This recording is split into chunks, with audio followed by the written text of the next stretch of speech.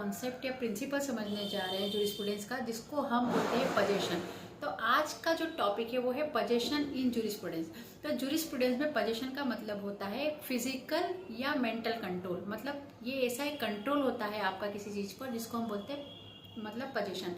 अब ये दो तरीके का होता है, एक होता है एनिमस पजेशन और दूसरा होता है कॉर्पस पजेशन।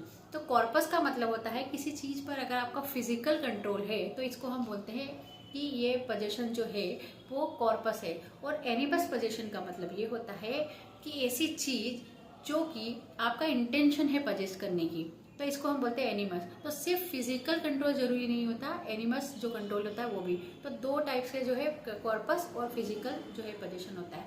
इसके बाद अगर हम आगे बात करते हैं इसको और दो भागों में बांटे, तो ये होता है एक्चुअल पोजीशन। अब एक्चुअल पोजीशन का मतलब ये होता है कि आपके पास उसका रियल पोजीशन है, और दूसरा होता है कंस्ट्रक्टिव पोजीशन। अब कंस्ट्रक्टिव पोजीशन का मतलब ये होता है कि आप वहां मौजूद नहीं है, आप वहां हो नहीं, लेकिन अथॉरिटी जो है वो आपके पास है। तो this is all about the position. और इसकी एक बहुत इंपॉर्टेंट बात यह है कि जो पोजीशन है ये ओनरशिप का पहला एविडेंस है।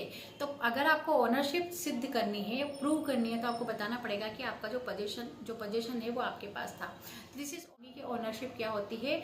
इसी तरह के जूरिस्प्रूडेंस के और टॉपिक अगर आपको जानने हैं तो do below comment, like, share and subscribe. Bye bye, thank you.